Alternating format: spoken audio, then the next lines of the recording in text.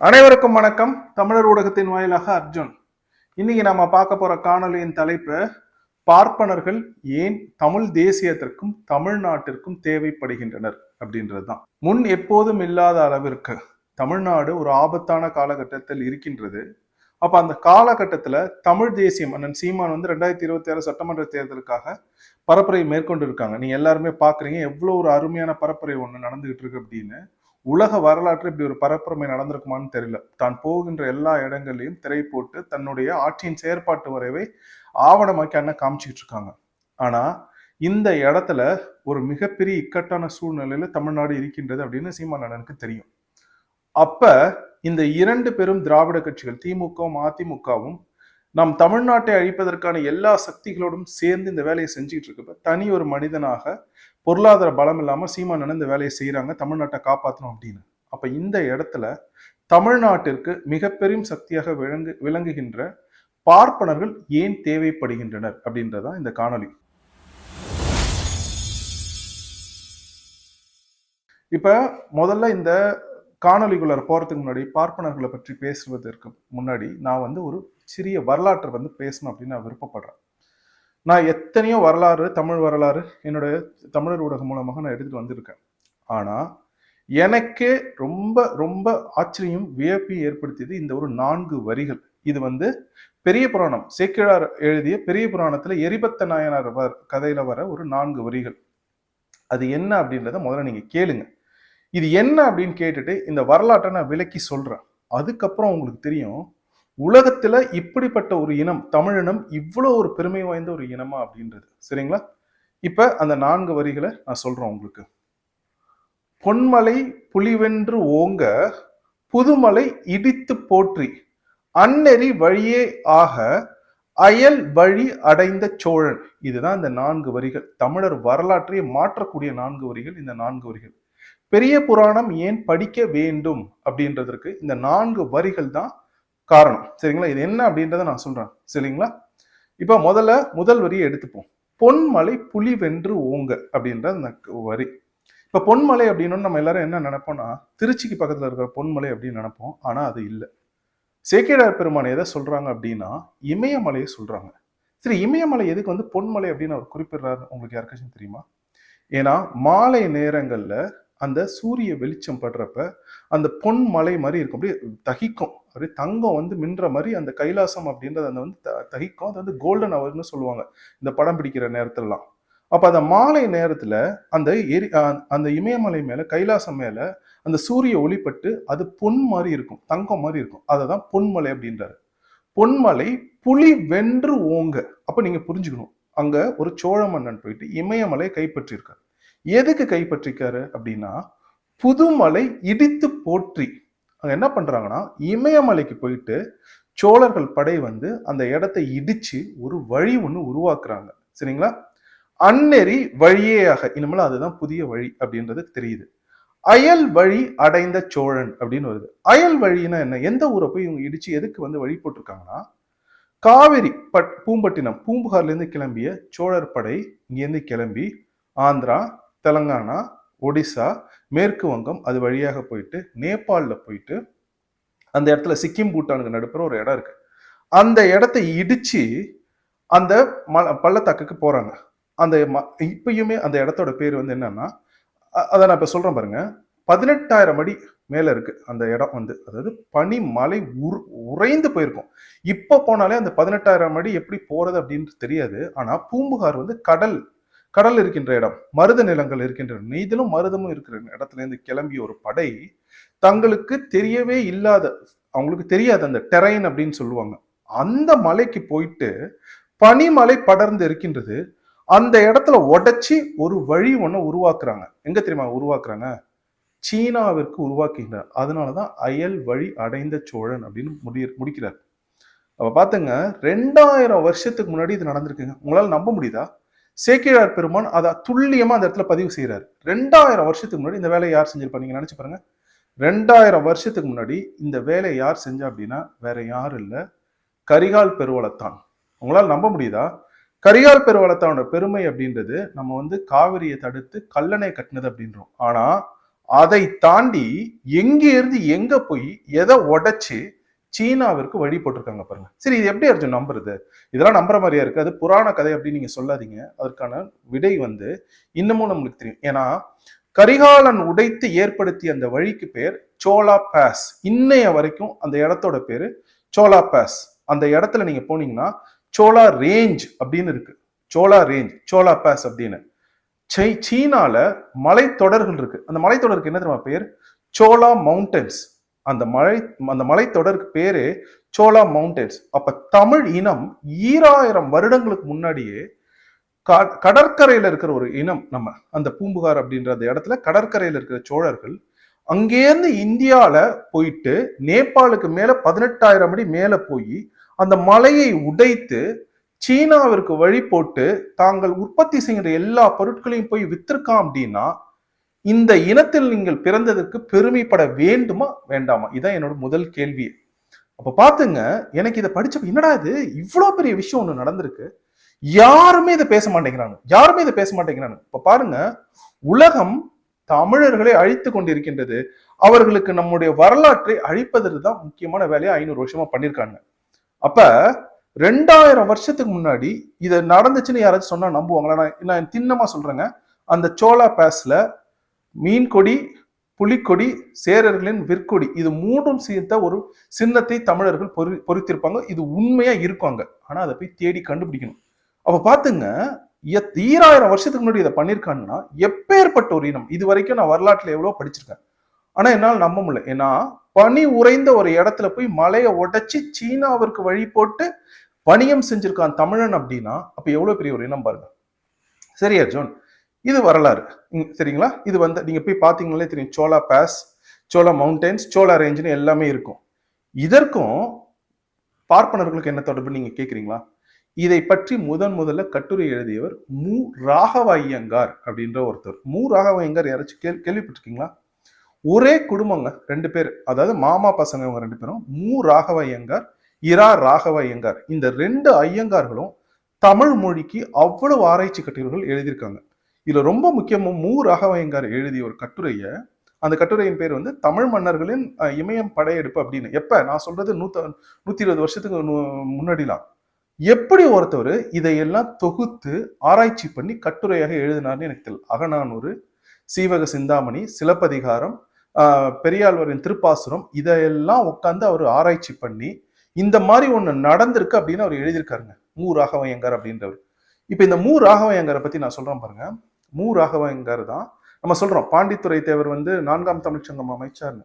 பாண்டித்துரை தேவர் 4ஆம் தமிழ்ச்சங்கம் அமைச்சப்ப மு. ராகவ ஐயங்காரும் இரா ராகவ ஐயங்காரும் மிக முக்கியமாக தமிழராய்ச்சி பணியில அந்த பாண்டித்துரை தேவர் அமைத்த தமிழ் சங்கங்கள்ல வேலை செஞ்சவங்க. சேதுபதி மன்னரோட அவை தலைவர்களாக இவங்க 2 பேரும் தான் இருந்தாங்க. அதுல மு. ராகவ ஐயங்கார் 18 வயசுலயே தமிழ் மொழி கொண்ட ஈர்ப்புனால படிச்சு தமிழ் மொழியில் தேர்ச்சி பெற்று அவர் வந்து அங்க போனார். இப்ப இந்த மு. ராகவ ஐயங்கார் பத்தியோ இல்ல இந்த இரா ராகவ ஐயங்காரை பத்தியோ நாம என்னைக்காச்சும் எத்தனை பேர் பேசி கேள்விப்பட்டிருக்கோம் நீங்க நினைச்சு பாருங்க. அது மட்டும் கிடையாது, அவங்க பாண்டித்துரை தேவர் அவரோட அவை இதுல முன்னணியில தமிழ் ஆராய்ச்சியில இருந்தாங்க. அதே மாதிரி சேதுபதி மன்னர்கள் எழுதிய அவங்களோட அவை தலைவர்களாக இருந்தாங்க 2 பேரும். நம்ம அண்ணாமலை செட்டியார் அண்ணாமலை பல்கலைக்கழகத்துல தமிழராய்ச்சியில முதன்மை ஆராய்ச்சியாளர்கள் இவங்க 2 தான். அவ்வளவு நூல்கள் எழுதியிருக்காங்க மு. ராகவ ஐயங்காரும் இரா ராகவ ஐயங்காரும். ஆனா இவங்க 2 பேரை பத்தியும் நான் யாருமே பேசி கேள்விப்பட்டதுங்க. எனக்கு புரியவே இல்லை எப்படி இருக்க முடியும்னு. அவ்வளவு அரிய நூல்கள், அரிய கட்டுரைகள், ஒவ்வொரு விஷயத்தையும் படிச்சு தொகுத்து எழுதியிருக்காங்க இவங்க 2 பேரும். அதுல மு. ராகவ ஐயங்கார் எழுதிய இந்த கட்டுரை தான் மிக முக்கியமான கட்டுரை. தமிழர் வரலாற்றுல இப்படி ஒரு விஷயம் நடந்திருக்கு அப்படின்றதே. அதை மு. ராகவ ஐயங்கார் எழுதிய கட்டுரையை ஐயா குடவாயில் பாலசுப்ரமணியம் எடுத்து தமிழர்களின் கோபுர கலை மரபு அப்படின்னு ஒரு நூல்ல அவங்க எந்த இடத்துல இருந்து கிளம்பி எந்த இடத்துல போய் அந்த பள்ளத்தாக்குல அதை உடைச்சிருக்காங்க, திரும்ப எப்படி அந்த சோழர் படை திரும்ப வந்திருக்கு அப்படின்ட்டு தன்னுடைய நூல்ல தெளிவா எழுதியிருக்காங்க. அப்ப அவர் குடவாயில் பாலசுப்ரமணியம் எழுதினதுக்கு அந்த முழு முதற் காரணம் அவங்க போட்ட விதை தான். அதுல இரா ராகவ ஐயங்கார் பாருங்க, தன்னுடைய தள்ளாத வயது வரைக்குமே அவர் போயிட்டு ஒவ்வொரு இடத்துலயும் தமிழ் சொற்பொழிவு ஆற்றிருக்காரு. சாகிற வரைக்குங்க அவர் தமிழுக்காக வேலை செஞ்சார் இரா ராகவ ஐயங்கார். ஆனா அவரை பற்றியோ இல்ல அவர்களை பற்றிய எந்த ஒரு இதுவுமே வந்து நம்மளுக்கு பகிரப்படவே மாட்டேங்குது. நீங்க நல்லா நினைச்சு பாத்தீங்கன்னா, நுட்பமா பாத்தீங்கன்னா, திராவிடம் ஆட்சிக்கு வர வரைக்கும் கூட தமிழ் ஓரளவுக்கு இருந்திருக்கு. ஏன்னா சேதுபதி மன்னர்களா இருக்கட்டும், பாண்டித்துரை தேவரர் எல்லாருமே ஏதோ ஒரு விதத்துல, தனித்தமிழ் இயக்கங்களா இருக்கட்டும், ஏதோ ஒரு விதத்துல தமிழ் மொழிக்கான முக்கியத்துவத்தை கொடுத்து அதற்கான ஆராய்ச்சிகளை தொடர்ந்து செஞ்சுக்கிட்டே வந்திருக்காங்க. இந்த திராவிடர்கள் என்னைக்கு வந்து பார்ப்பான் எல்லாம் பண்ணான்னு சொல்லிட்டு பண்ணாங்களோ, அன்னைக்கு அவன் பார்ப்பனையும் மட்டும் அழிக்கல, தமிழ் மொழியும் அழிக்கிற வேலையை செஞ்சுட்டான். இதற்கு மிக சிறந்த சான்று இப்ப நான் ஒண்ணு கேட்கிறேன். நீங்க தமிழ்நாட்டுல அடுத்த தலைமுறை குழந்தைகள் கிட்ட தமிழ் எழுத படிக்க கூட தெரியாத அளவுக்கு நம்மளை உருவாக்கி வச்சிருக்காங்கன்னா, இந்த சாத்தான் கூட்டத்தை நம்ம என்னைக்கு விரட்டி அடிக்க போறோம், இந்த திராவிட சாத்தான்கள் அப்படின்ற முதல் கேள்வியை நான் வைக்கிறேன். சரிங்களா? இப்ப ராகவேங்கரை பத்தி, ராகவேங்கரை பத்தியும் பார்த்துட்டோம். இப்ப வாங்க இன்னொரு ஆளுமை ஒருத்தரை நம்ம போய் பார்ப்போம். இப்ப நாம பார்க்க போற இன்னொரு ஆளுமை வந்து தீனா ராமச்சந்திரன் அப்படின்றவர் தான். இப்ப டி.என். ராமச்சந்திரன் ஐயாவை பத்தி நிறைய பேருக்கு தெரியாது. எனக்கு ஒரு வருத்தமும் உண்டு. ஏன்னா அவர் தன்னை வந்து ஒரு பார்ப்பன் சமூகத்தை சேர்ந்தவர். அவர் தன்னை சேக்கிழார் அடிப்பொடி அப்படின்னு தான் அவர் எழுதுவார். தன்னை வந்து சேக்கிழாரோட அடிப்பொடி. தினம் தினம் தனது வீட்டில் சேக்கிழாருக்கு ஒரு சிலை வடித்து அதை வழிபட்டு வந்தவர் ஐயா டி.என். ராமச்சந்திரன். 2021 மூப்பின் காரணமாக ஐயா தவறுறாங்க. ஆனா ஐயா சேர்ந்த மாபெரும் பணியாக நான் என்ன பாக்குறேன்னா, அதாவது சிறு வயதிலே அவங்க வந்து சைவ சித்தாந்தத்தின் மேலேயும் சேக்கிழாரோட பெரிய புராணத்தின் மீதும் ஆழ்ந்த காதல் ஒண்ணு. அந்த காதல்ல படிச்சுக்கிட்டே இருப்பாங்க. அதை அவங்க படிச்சது மட்டும் இல்லாம ஜியு போப்புக்கு அப்புறம் எனக்கு தெரிஞ்சு மிக சிறந்த ஒரு வேலையை செஞ்சது ஐயா டி.என். ராமச்சந்திரன். அது என்ன அப்படின்னா, தேவாரம், திருவாசகம் அந்த நூல்களை ஆங்கிலத்தில் எழுதினாங்க. தமிழை படிச்சுட்டு அந்த நூல்களை ஆங்கிலத்தில் எழுதியவர் இந்த திராவிட பன்றி கூட்டம் சொல்லுது பாருங்க, பார்ப்பான் ஒன்னும் தமிழை அழிச்சான்னு, அவர் தமிழிலிருந்து ஆங்கிலத்திற்கு தேவாரம் திருவாசகத்தை எழுதினார். எனக்கு வந்து என்னுடைய குருவா நான் நினைக்கிறது வந்து வரலாற்றை பொறுத்த வரைக்கும் ஐயா குடவாயில் பாலசுப்ரமணியன். எனக்கு இந்த 2 நூல்கள் கொடுத்தாங்க. இந்த பாருங்க, இந்த 2 நூல்கள் ஐயா தான் டி.என். ராமச்சந்திரன், செயின்ட் சுந்தரரோட 7வது தேவாரம். இது பாருங்க, இது திருஞான சம்பந்தரோட 2வது. இது ரெண்டுமே டி.என். ராமச்சந்திரன் ஐயா எழுது. இந்த மாதிரி எல்லாத்தையுமே அவங்க தொகுத்து எழுதியிருக்காங்க தேவாரம் திருவாசகத்தை. ஐயா டி.என். ராமச்சந்திரனை பத்தி சொல்லணும் அப்படின்னா, திருவையாறு தான் அவங்களுக்கு. அவங்க வந்து நல்லா படிச்சு வழக்கறிஞர் வேலை செஞ்சுட்டு அப்புறம் அது வேண்டாம் அப்படின்னு தமிழ் பணிக்காகவே வேலையை உதறிட்டு திருவையாற்றுல வந்து இருந்தாங்க. அப்ப திருவையாற்றுல அவங்க சிறு வயதுல மாணவனா இருந்தப்ப அவங்களோட ஆசான் ஒருத்தர் வந்து கோபால ஐயர் அப்படின்னு. கோபால ஐயர்லாம் யாரும் பேச மாட்டாங்க. ஆனா அவர் எவ்வளவு பெரிய ஆற்றல் நான் இப்ப சொல்றேன் பாருங்க.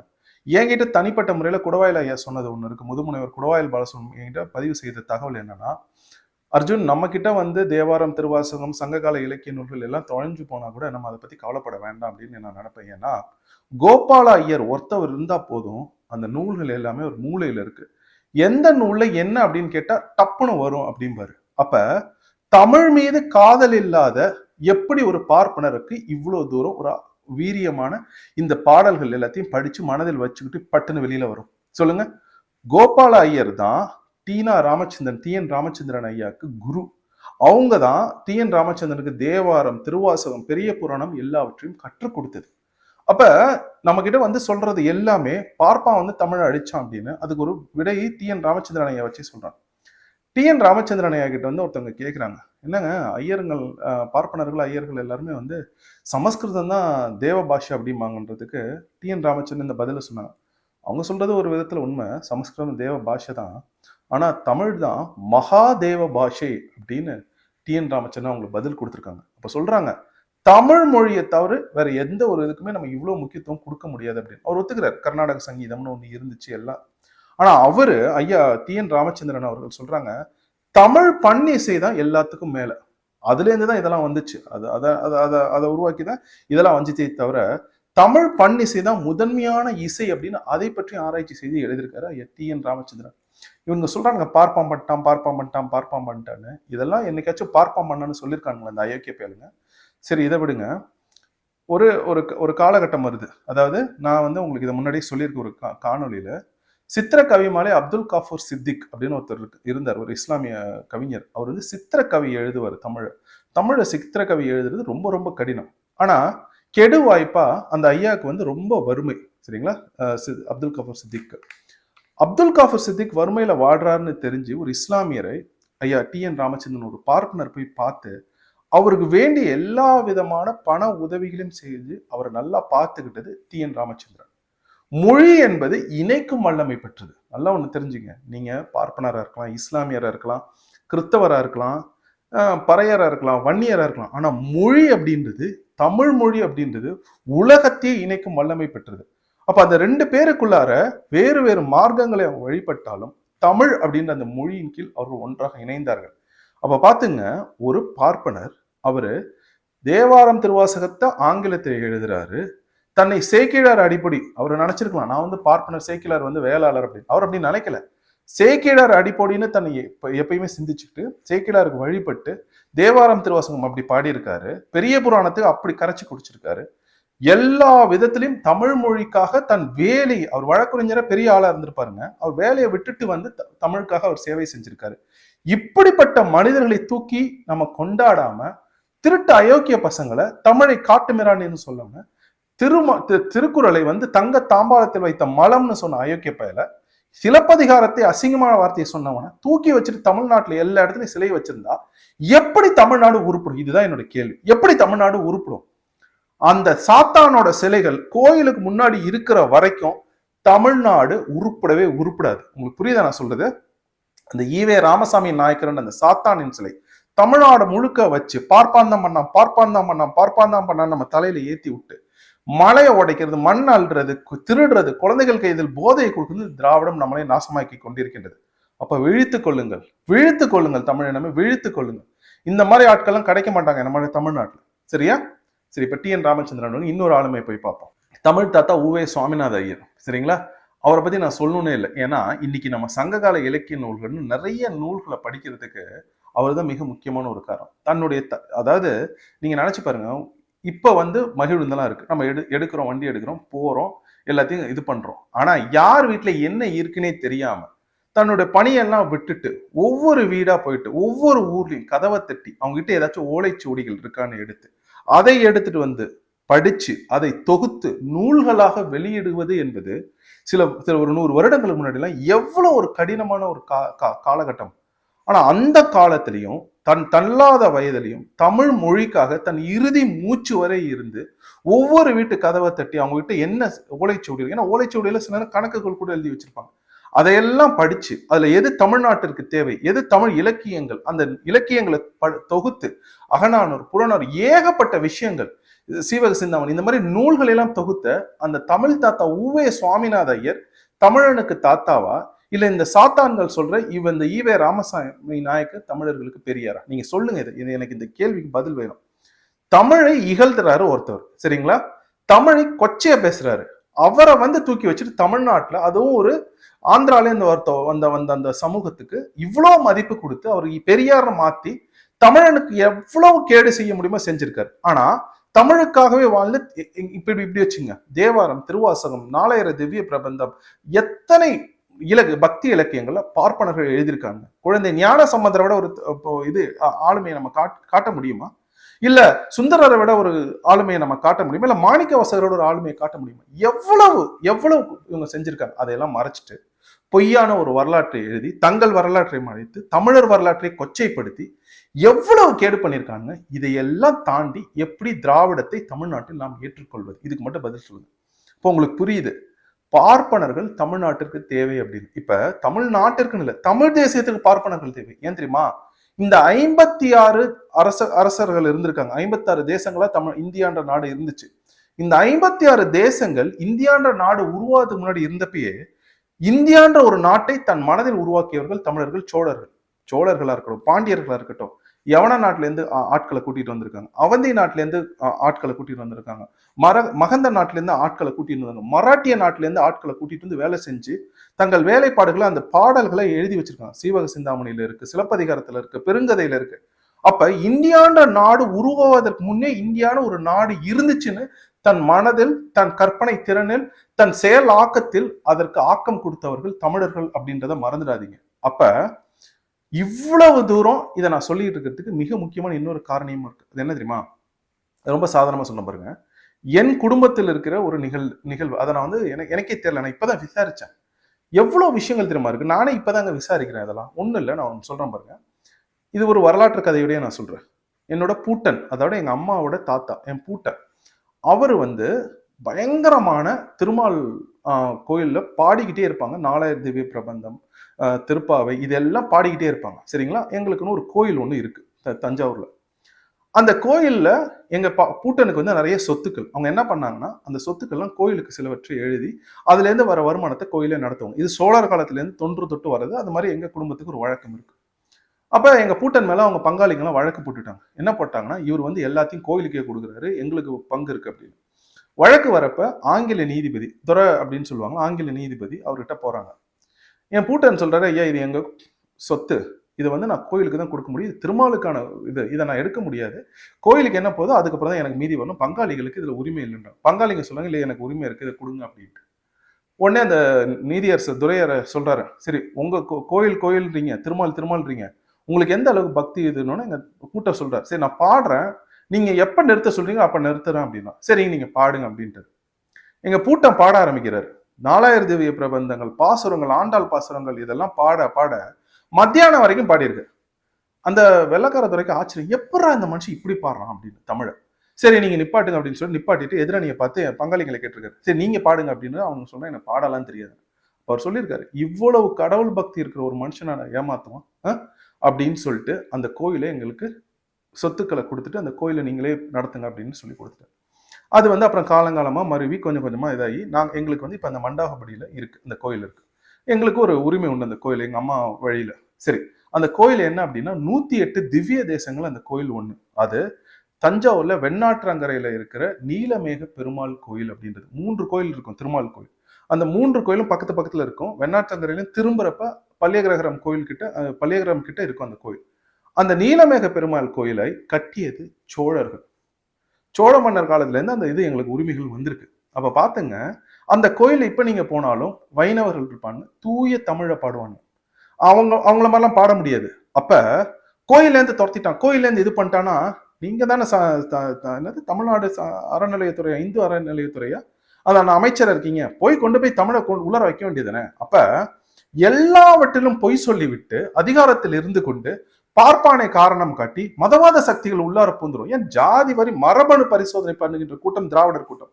அப்ப இவங்களுக்கு பார்ப்பனர்களை பற்றி தவறாக பேசுவதுக்கு என்ன உரிமை இருக்கு? ஜாதியை விட மிக மோசமான ஒரு சூழ்நிலை ஒரு ஆராய்ச்சி கூட வச்சு மரபணு பரிசோதனை பண்ணுகின்ற இந்த திராவிடர்களுக்கு பார்ப்பனர்களை தவறாக பேசுவது என்ன தகுதி இருக்கு அப்படின்னு ஒரு கேள்வி எனக்கு வருது. உங்களுக்கு புரியுதா? அப்ப சரி இதெல்லாம் விடுங்க. சமீபத்துல ஒரு நிகழ்வு ஒண்ணு நடந்துச்சு.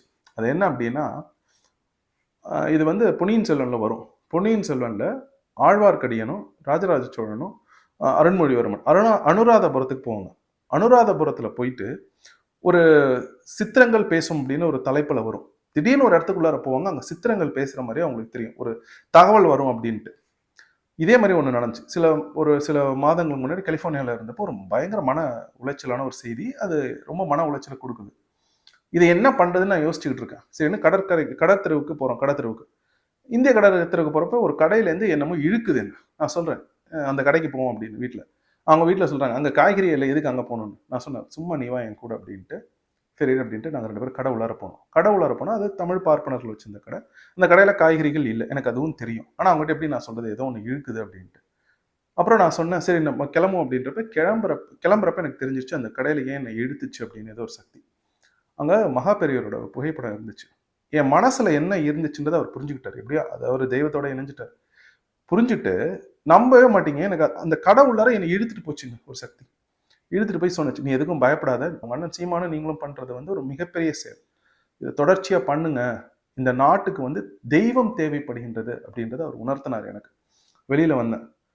அப்பதான் எனக்கு அதெல்லாம் புரியுது. அவர் ஒரு ஆன்மாவாகி ஒரு தெய்வத்தோட கலந்த பிறகுதான் மகா பெரியவருக்கே தெரியுது தமிழ்நாடு காப்பாற்றப்பட வேண்டும் அப்படின்னு. நான் உங்ககிட்ட எல்லாம் வேண்டிக் கொள்கின்றேன், நல்லா புரிஞ்சுங்க. இந்த நாட்டை நாம காப்பாற்றணும். இதுக்கு மேலேயும் தமிழ்நாட்டை திராவிடர்கிட்ட விட்டோம்னா அவங்க ஒழிச்சிருவானுங்க தமிழ்நாட்டை. தமிழ்நாடு அழிஞ்சிச்சுன்னா இந்தியான்ற நாடு நாசமா போயிடும். அதை நீங்க யாரும் மறந்துடாதீங்க. தேசபக்தியும் தெய்வ பக்தியும் நிறைந்த அந்த பிராமணர்கள்ட்டையும் பார்ப்பனர்கள்ட்டையும் நான் கேட்கிறேன், இந்த தேர்தல்ல உங்களுடைய பங்கு மிகப்பெரிய பங்கு. 3% இருக்கீங்க அப்படின்னு நினைக்காதீங்க. எனக்கு என்னன்னா 3% நீங்க இருக்கீங்க, ஒரு இடத்துல கூட திமுக, அதிமுக, காங்கிரஸ், பாஜக இவங்க யாரும் கொடுக்கல. ஆனா ஹெச் ராஜான்னு ஒருத்தர் இருப்பார், அவருக்கும் எனக்கு எதிர்மறையா ஏகப்பட்ட விஷயங்கள் உண்டு. கட்சிக்காக உழைச்சார்ல, உடம்பு முடியாம இருக்கார்ல, ஒரு சீட்டை ஒண்ணு கூட அவர் வெற்றி பெறாரு வரல, நாங்க களத்துல நாங்க பார்த்து அவர் தோக்கடிச்சுக்கிறோம். அந்த மனுஷன் ஒரு மகிழ்ச்சியாச்சும் இருக்கு, நம்ம கட்சி நம்ம மதிச்சு ஒரு சீட்டு கொடுத்துச்சு அப்படின்னு. யாருமே பார்ப்பனர்கள் சீட்டு கொடுக்கலன்னா 3% இருக்கிற பார்ப்பனர்கள் நீங்க சீட்டு கொடுக்கல. 1-2% இருக்கிற ஒரு தெலுங்கு ஜாதிக்கு 10ல் 7 இடம் கொடுத்திருக்கு ஒரு திராவிட கட்சி. அப்ப பார்ப்பான காரணம் காட்டி இந்த மாதிரி பண்ற அயோக்கியத்தனத்தை எத்தனை நாட்கள் தமிழர்கள் நாம் ஏற்றுக்கொள்க போகின்றோம்? இதுதான் என்னோட கேள்வி. புரியுதா? ஏகப்பட்ட இப்ப பாரதியை பத்தி பேசணும்னு வச்சுக்கலாம், இன்னொரு 2 மணி நேரம் பேசுவோம். அதனாலதான் பேசல. அது அவரை உங்களுக்கு தெரியும், பாரதியை பத்தி எனக்கு மனசு சங்கடப்பட்டுச்சுன்னா போய் பாரதியோட பாடல்கள் தான் படிக்கிறது அப்படின்ட்டு. அப்ப தமிழ் இனம் இன்னைக்கு இந்த தமிழ் மொழியை ஓரளவுக்கு மீட்டுருவாக்கம் செஞ்சதுக்கு முக்கியமான காரணம் பார்ப்பனர்களும் அப்படின்றத இந்த காணொலியில நான் தெளிவா பதிவு செஞ்சிருக்கேன். அப்ப உங்ககிட்ட இருந்து ஒன்னே தான் நான் கேட்கிறேன். நீங்க வெளிப்படையாக தமிழ் தேசியத்திற்கும் நாம் தமிழர் அண்ணன் சீமானுக்கும் ஆதரவு கொடுங்க. 1 நிமிடம் பேசுங்க. நான் இந்த வாட்டி தமிழ் தேசியத்தை ஆதரவளிக்க போறேன். ஏன்னா நான் தமிழ்நாட்டை காப்பாற்ற வேண்டும். தமிழ்நாட்டை காப்பாற்றினால்தான் இந்தியாவை காப்பாற்ற முடியும் அப்படின்னு நீங்க ஆதரவு கொடுங்க. இந்த இடத்துல நாங்க ஒரு பெரிய வெற்றியை பெறுவோம். நீங்க எல்லாரும் உங்களுக்கு தெரிஞ்சவங்களுக்கு அழைச்சு பேசுங்க, கூப்பிட்டு பேசுங்க. ஏன் தமிழ் தேசியத்தை ஆதரிக்க வேண்டும்? ஏன் திராவிட கட்சிகள் 3 கட்சி போட்டியிடுது திராவிடத்துல? திமுக, அனந்தர் திமுக, இன்னொன்னு ஒரு அரசியல் வியாபாரி விஜய் கட்சி. இந்த 3 திராவிட கட்சிகளும் தமிழ்நாட்டிற்கு தேவையில்லை, இங்கு தமிழ் தேசியம் தான் தேவை அப்படின்னு பார்ப்பனர்கள் முடிவெடுத்திருந்தீங்கன்னா இந்த தேர்தல்ல தமிழ் தேசியம் அண்ணன் சீமானும் முதலமைச்சர் யாரும் தடுக்க இயலாது. சரிங்களா? அதனால உங்ககிட்ட நான் வேண்டி கேட்டுக்கொள்கின்றேன், இந்த வேலையை நீங்க எங்களுக்காக செஞ்சு கொடுங்க. மிக்க நன்றி.